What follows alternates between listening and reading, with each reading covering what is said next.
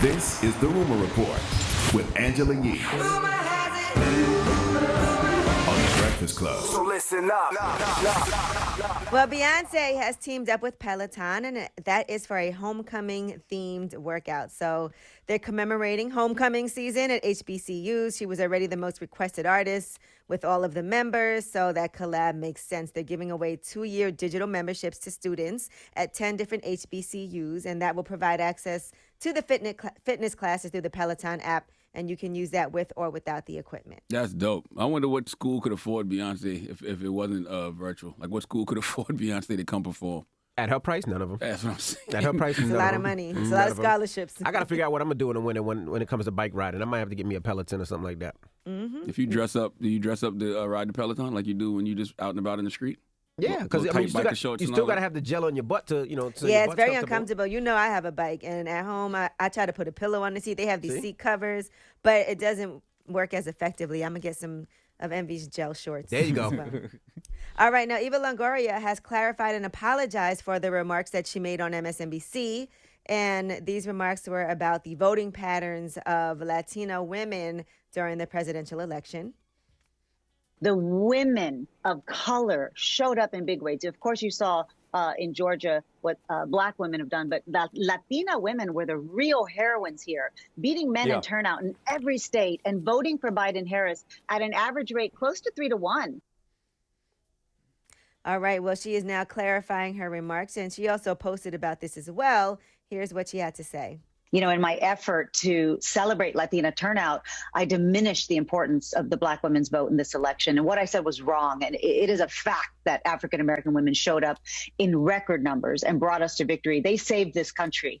And I recognize the harm that my words caused. And so I take full responsibility for that mistake, because I want everybody to know that we stand on the shoulders of black women who always show up. Black women have carried us for decades when it comes to civic engagement.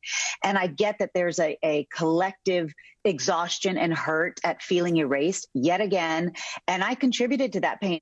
Look, as the great Nikki Giovanni says, who'll be joining us next hour, by the way, she said mistakes are a fact of life. It is the response to error that counts. I think that was a great response to Eva's error, personally.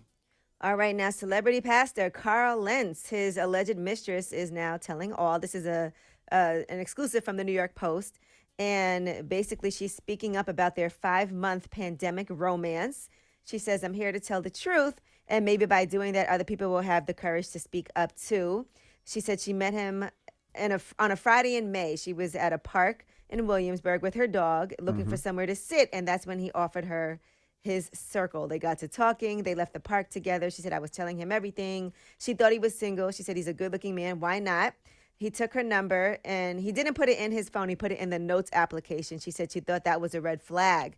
The next day, he asked her to save him a circle in the park. She said, when I saw him, he asked me so many questions. And she asked if he was married. He said yes. And she said, I still didn't know who he was. So she actually paid an app to do a background check based on his phone number. And she said that's when everything came out.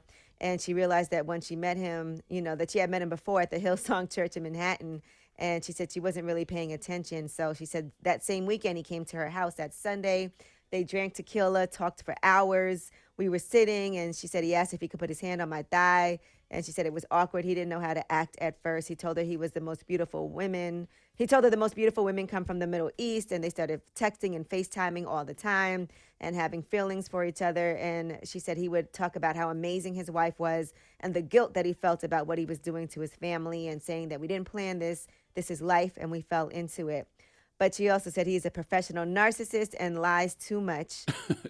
And they were seeing each other twice a week. She said he was like a drug to me. I was a drug to him. And then what happened was his wife and his job actually saw their text messages on the iCloud. His messages were linked from the iCloud. And that's when everything went down. She has every right to tell her story, but if you know a man was married and you still chose to sleep with him, you are in no moral position to speak ill against that person. Like, he didn't manipulate you. He told you what it was, and you went along with it. If he lied to you about being married, that's one thing. But if not, you're a co-conspirator. So what's the point of telling this story? Well, yeah, I don't think she's suggesting that she didn't do anything wrong. She was just she said, I read the article yesterday. She was like, I'm telling my story because I'm hoping that more people come out. Like, you went along with it. Because she also said while they both made mistakes, she acknowledged people like him shouldn't preach or drink so much. There's no deepness there. But who is she to judge? What I'm saying, Right. what moral position are you in to judge? You slept with a married man who told you how amazing his wife was and the guilt he was feeling about what he was doing to his family. You still slept with him. God bless you, young lady, but you don't really have room to judge. And she said in retrospect, their relationship was likely a product of the pandemic. She said he hadn't been doing anything for so many months. He hadn't been on stage. What else was going on in his life? He needed to do something that would excite him. And Good that she point. also feels like What? he might be having a midlife crisis and going on a self-sabotaging journey. Hey, he got to get his hallelujahs from somewhere. Oh, you stop okay, he it. missed being on that stage. You stop it. I don't know how you cheat during a pandemic because when you Word go, is bond. you can't leave a crib. He went to her house, allegedly. Yeah, that's a long time out the house. She has every right to tell her story. I just want to know what is the reason for telling her story. Because it really confused me at the end when she was like, I'm hoping other people come and speak out. Like, he didn't. Other women come and speak He out, didn't right? manipulate you. He didn't do anything wrong to you. He told you everything, and you went along with it. You're a co-conspirator. You're in no moral position to speak ill on him. All right. Well, that is your rumor report. I'm Angela Yee.